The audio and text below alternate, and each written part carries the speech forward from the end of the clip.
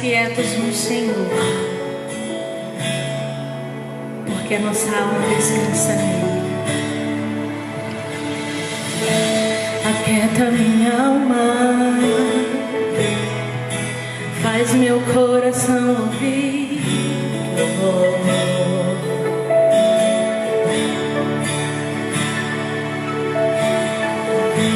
Me chama pra perto, só assim eu não me sinto só.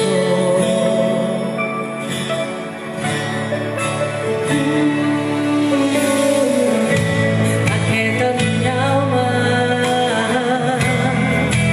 faz meu coração ouvir tua voz.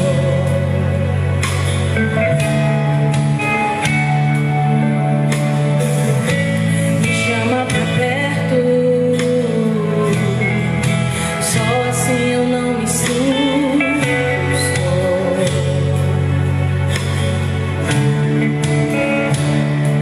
Porque na verdade eu descobri que tudo que eu preciso está em ti. Mas meu coração é teimoso demais pra admitir. Sei que depender é como viver perigosamente, mas eu preciso acreditar e confiar no que você me diz.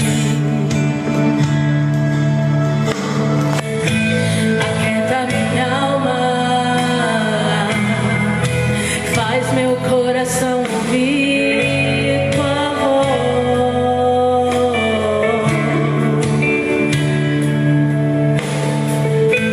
Me chama pra perto, só assim eu não me sinto só.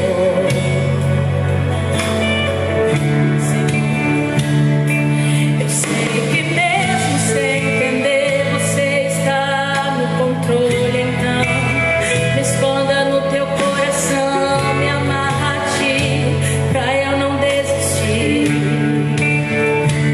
Eu não quero mais fugir da tua vontade, pra mim eu sei que vai ser difícil, mas você estará sempre comigo. E mesmo que minha alma grite, tente me fazer voltar atrás, eu vou confiar, eu vou descansar, lançar no teu amor,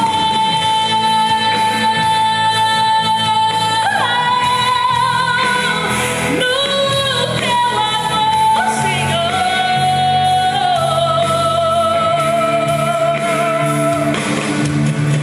O tempo não pode apagar as muitas águas, nunca levarão o amor que você sente por mim. Eu sei que tudo vai se cumprir.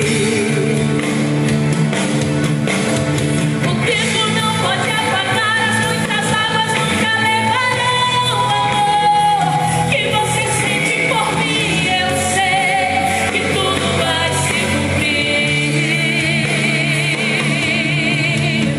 Vai ser difícil, eu sei, largar tudo por você, mas eu sei que quando eu pensar em desistir, você estará ao meu lado, Senhor, me segurando, assegurando de que tudo vai ficar bem, tudo vai ficar bem. Vai ser difícil, eu sei, largar tudo por você, mas eu sei que quando eu pensar em desistir, você estará ao meu lado, me segurando, assegurando de que tudo vai ficar bem, tudo vai ficar bem. E se eu cair, a tua mão me levantará. E se eu chorar, toda lágrima você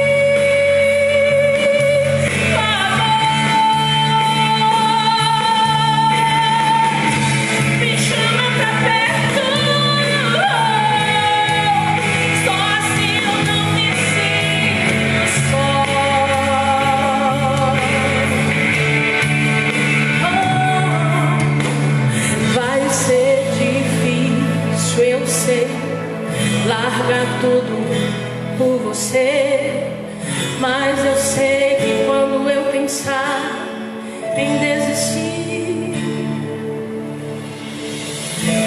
Você estará ao meu lado, Senhor, me assegurando de que tudo vai ficar bem. Tudo vai ficar bem.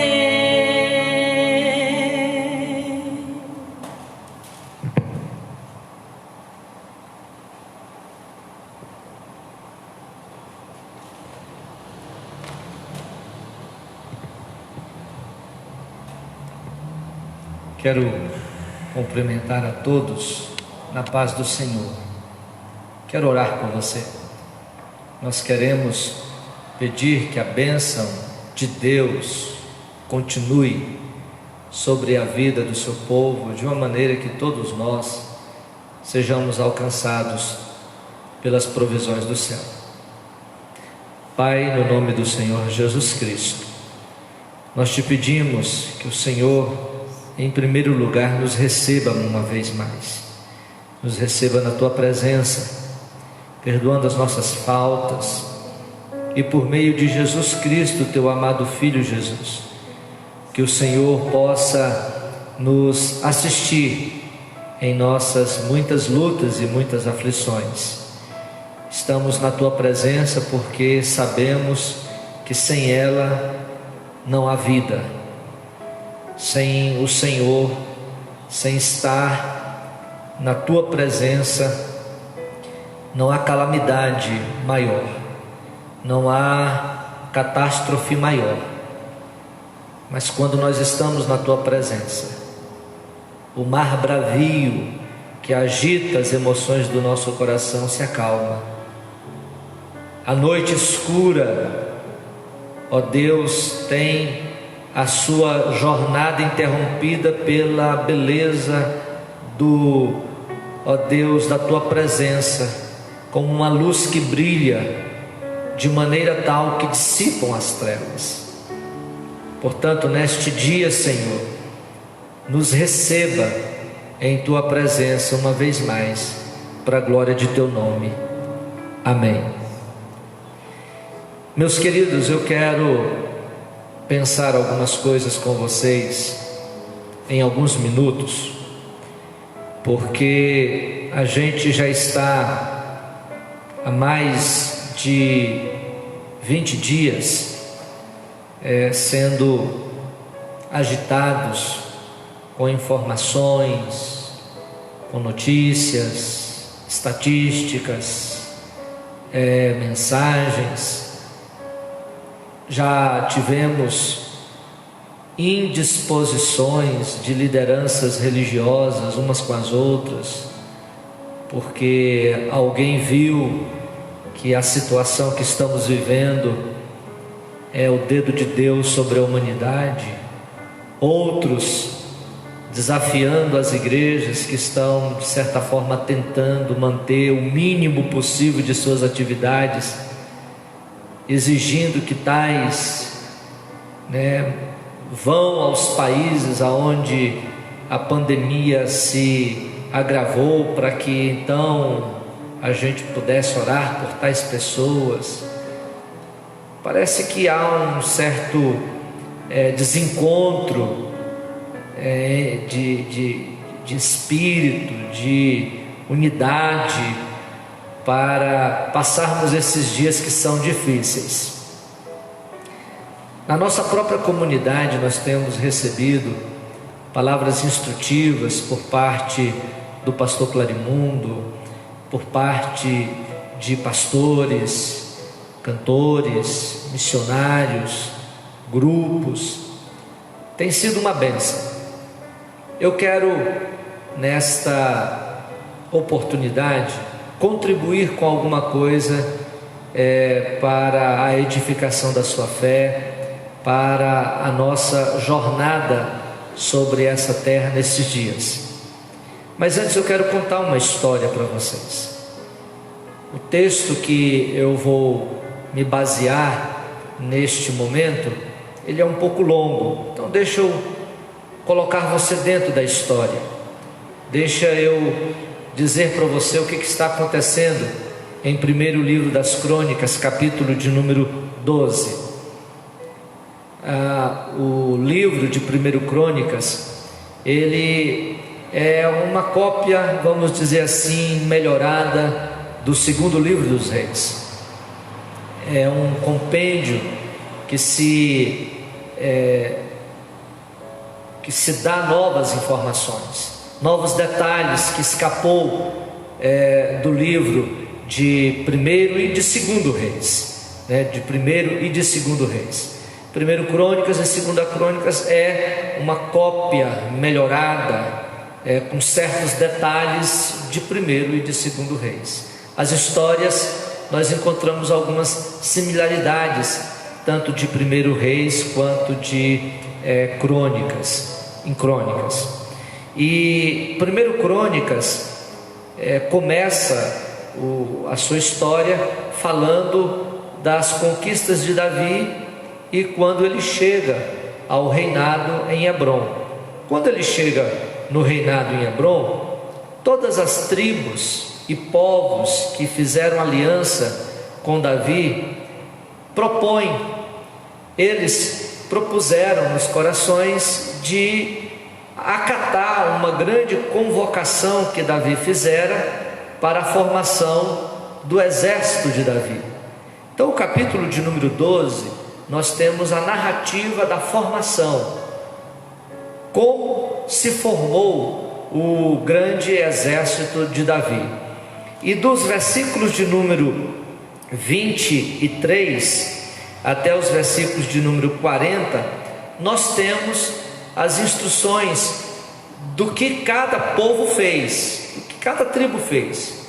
Então, por exemplo, o versículo de número 23 de 1 Crônicas: ora, este é o número dos homens armados para a peleja, que vieram a Davi em Hebrom para lhe transferirem o reino de Saul, segundo a palavra do Senhor.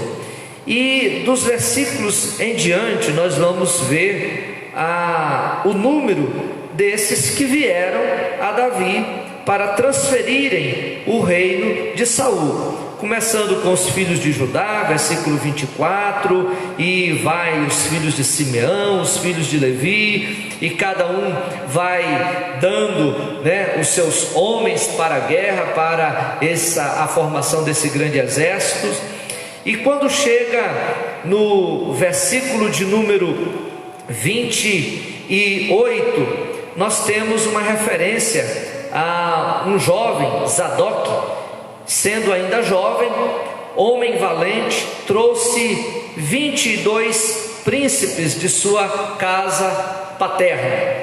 Então, 22, um número pequeno, diante dos números macros das outras demais tribos. No versículo de número 32, diz assim: dos filhos de Issacar, conhecedores da época, para saberem o que Israel devia fazer, 200 chefes e de todos os seus irmãos sob suas ordens. Então, continua a narração até o versículo de número 40, aonde nós temos aí um número expressivo de homens que serviram a Davi quando ele foi rei em Israel. O que eu quero destacar é o seguinte, é que diferente de Zadok e diferente dos filhos de Issacar, cada tribo proveu para o reinado de Davi massa bruta, homens habilidosos, força.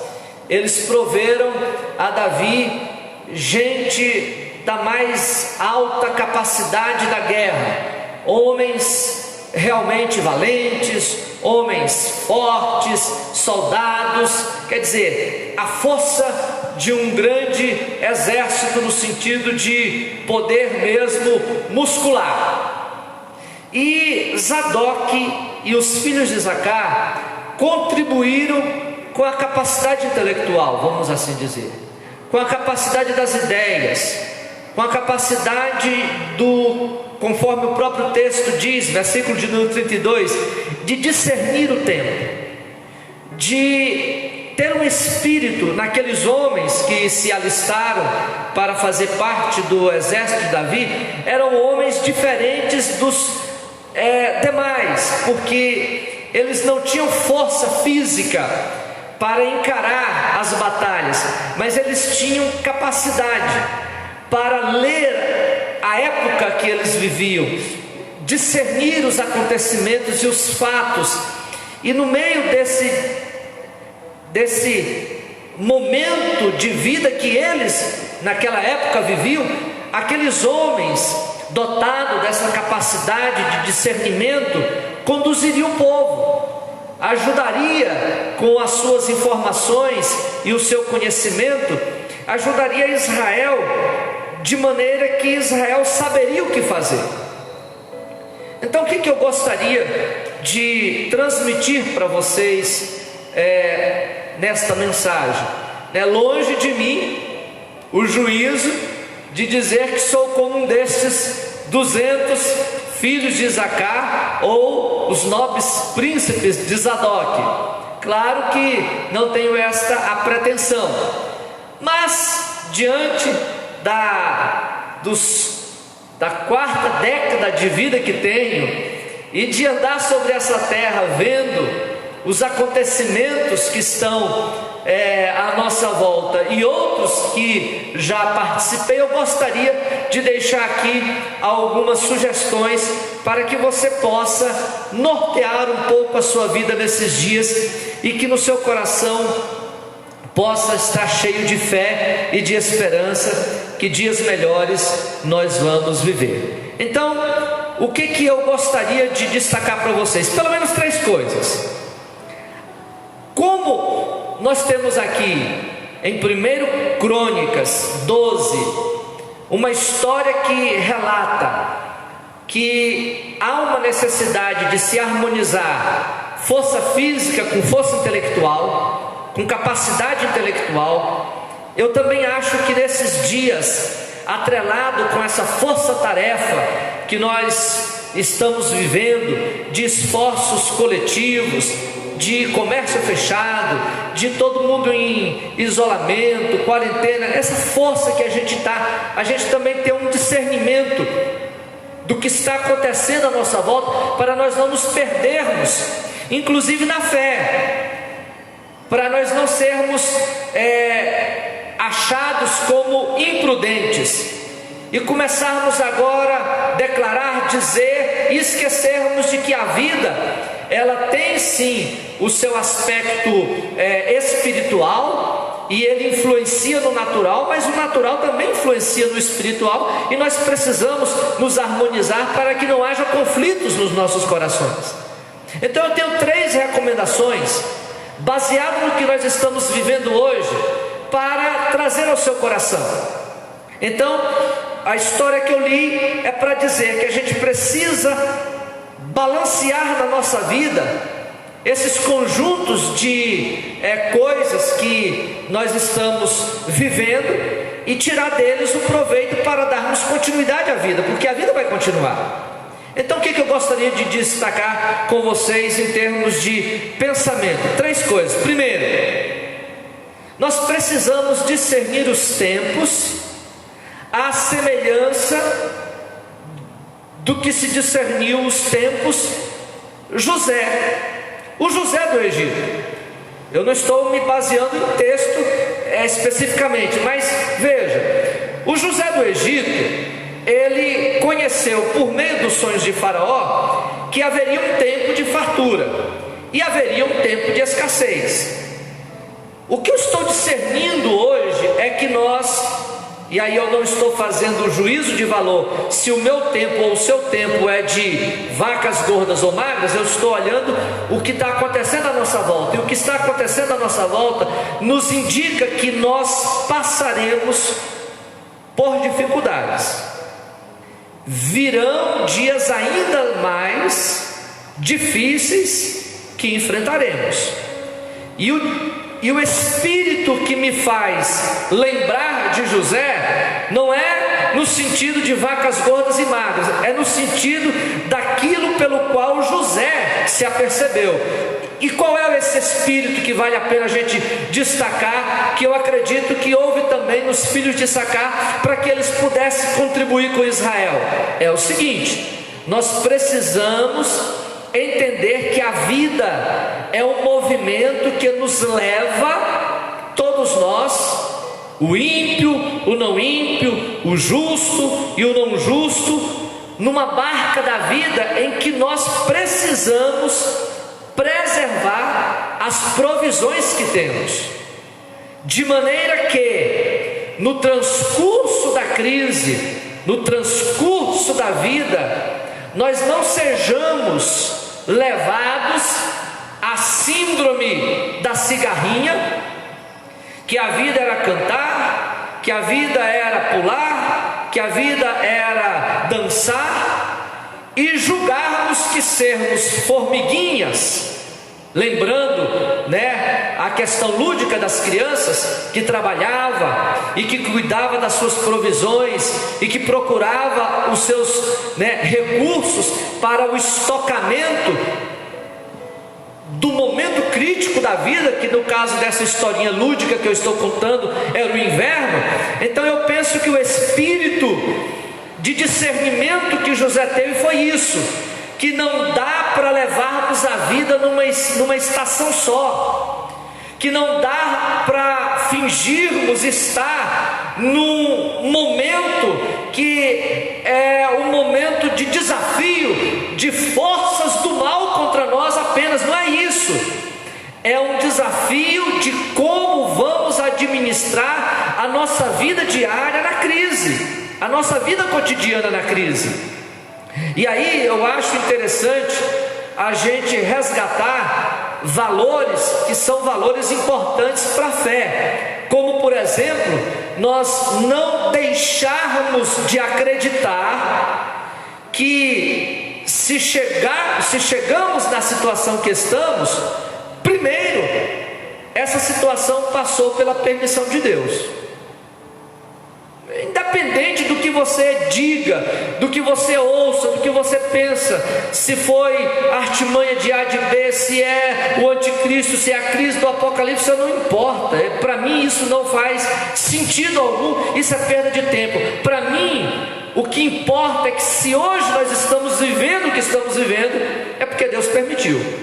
Se o Senhor permitiu, Ele tem o controle. Se Ele tem o controle e eu estou nas mãos dEle, eu não preciso me preocupar além das preocupações que são normais da vida. Por isso que o Senhor Jesus Cristo em Mateus 6 diz: busque em primeiro lugar Deus, sua justiça, maneira de se comportar, maneira moral de viver. Porque se vocês se preocuparem em ser Deus que cuida, saberá cuidar do ter de vocês. A segunda coisa que eu quero resgatar como princípio de vida nessas crises, nesses dias, é o que está escrito no Salmo de número 90. O Salmo de número 90 foi escrito por Moisés, e Moisés viveu 120 anos. É o que a gente é informado pelas Escrituras. Então ele teve muito tempo para refletir, para pensar, para elaborar pensamento. Ele viveu crises, viveu momentos. Moisés é o autor do Salmo 90. E no Salmo 90, Moisés falando a respeito de Deus e da sua eternidade e da sua glória e do seu poder e do seu trono que é para sempre. Moisés, no versículo de número 10, ele diz assim: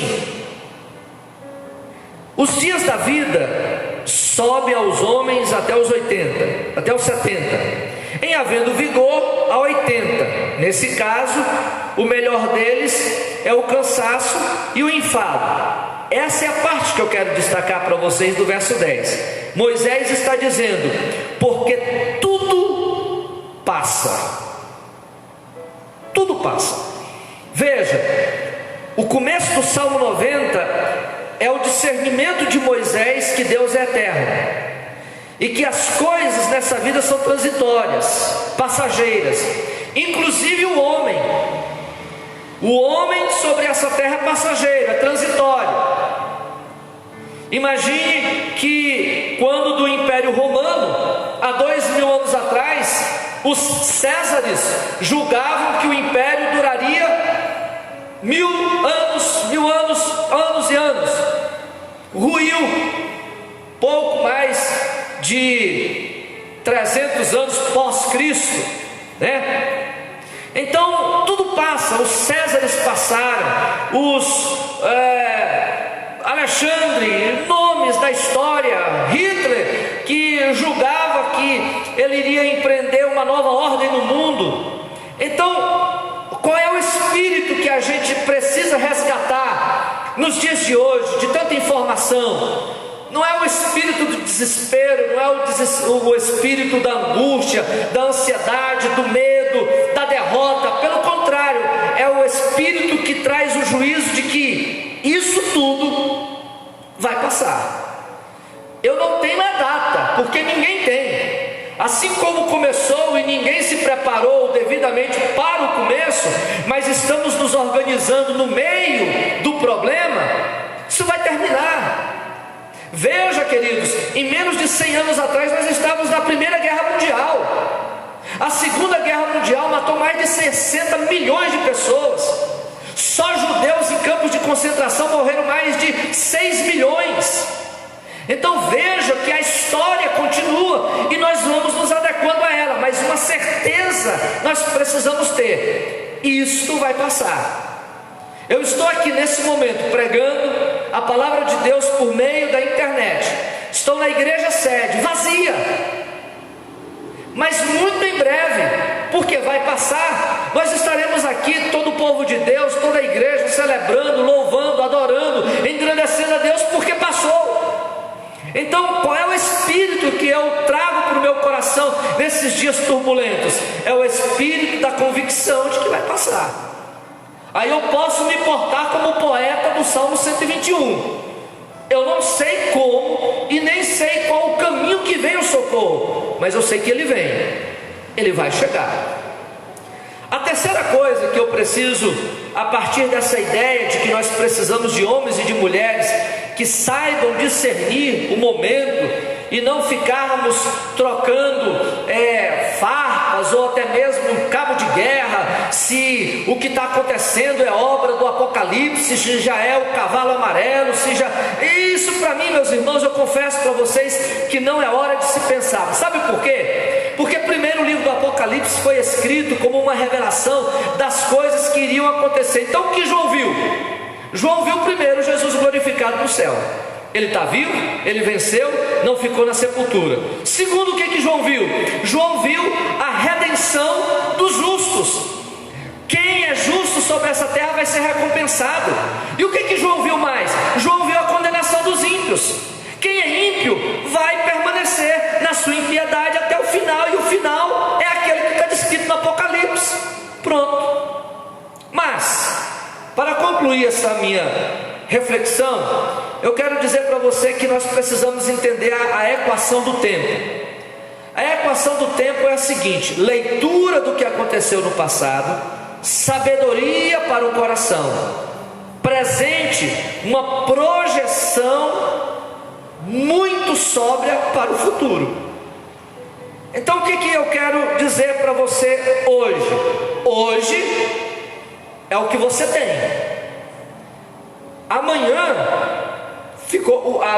O ontem ficou para trás. A única coisa certa da vida que você tem é o hoje.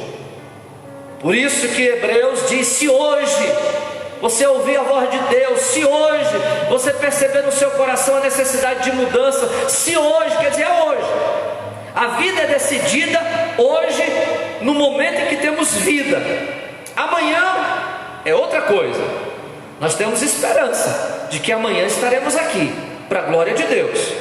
Então a equação da vida é o seguinte: eu leio o passado, tudo aquilo que aconteceu na história, olho para a minha vida, me posiciono em um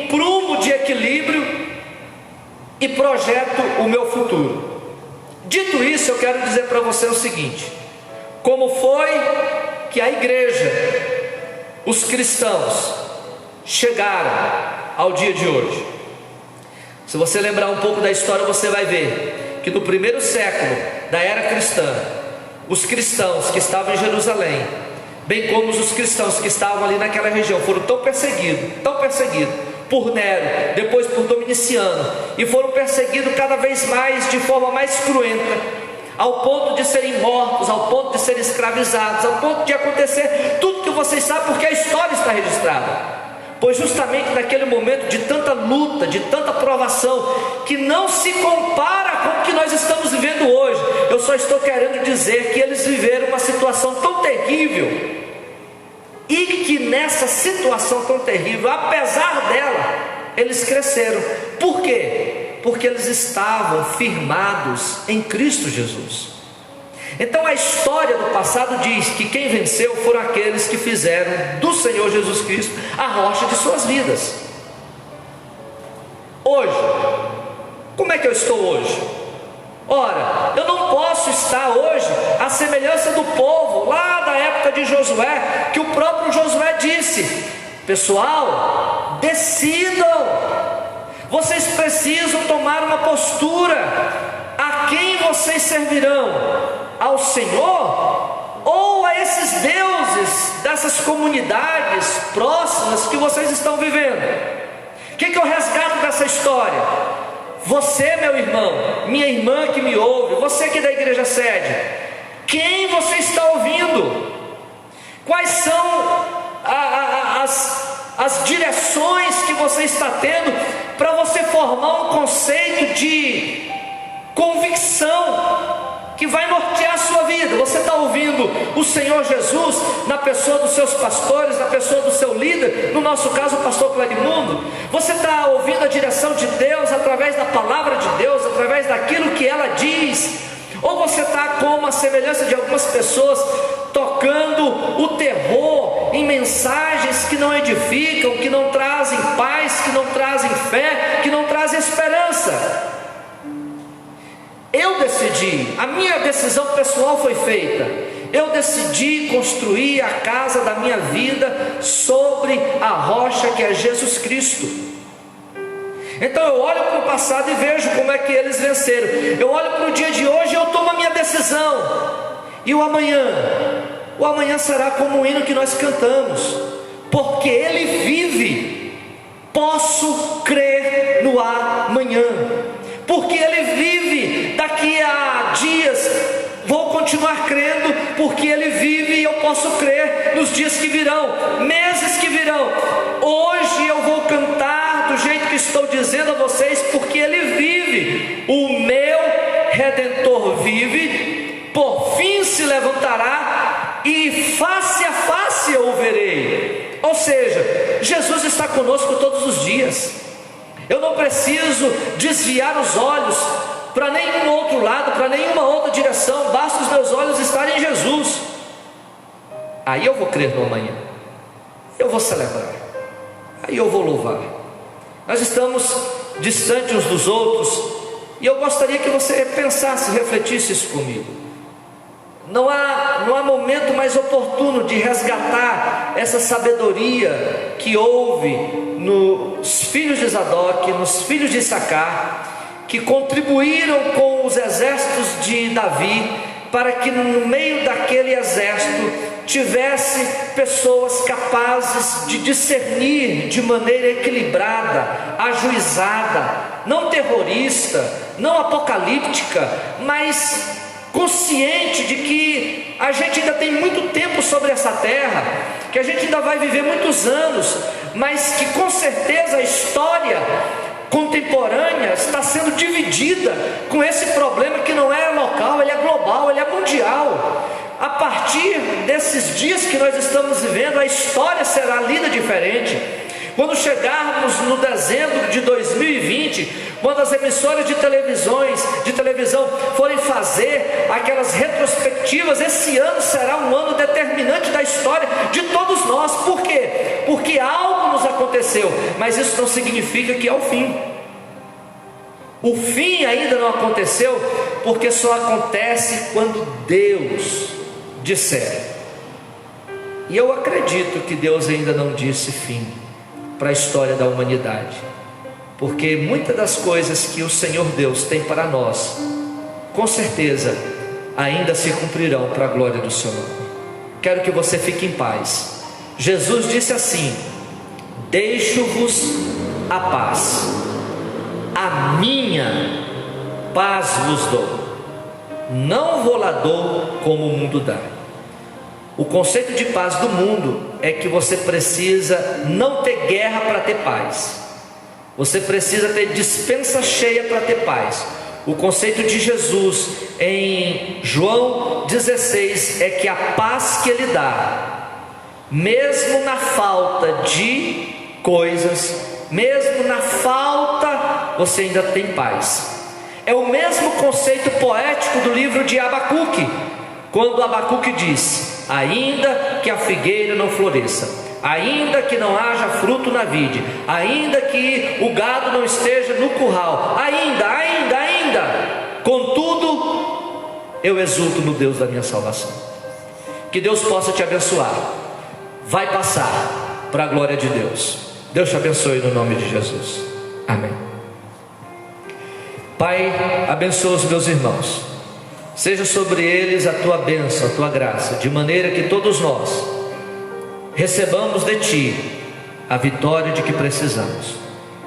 Cuida do meu irmão, cuida da minha irmã, que eles tenham um dia de paz para a glória do teu nome, em nome de Jesus.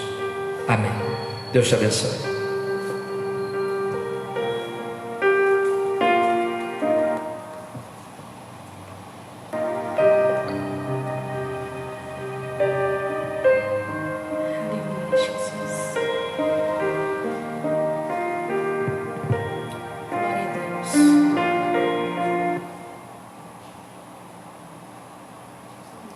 Aleluia, Jesus. Nós somos, Senhor.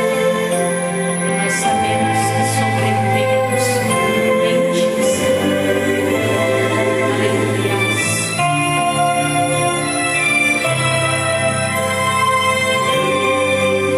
Aleluia, Jesus. O vento não me derrubou, o medo não me parou, me feri, mas a experiência ficou. Eu não me calei e não vou me calar. Enquanto houver fôlego, vou adorar. Posso até ter caído na guerra, mas cair não vou ficar.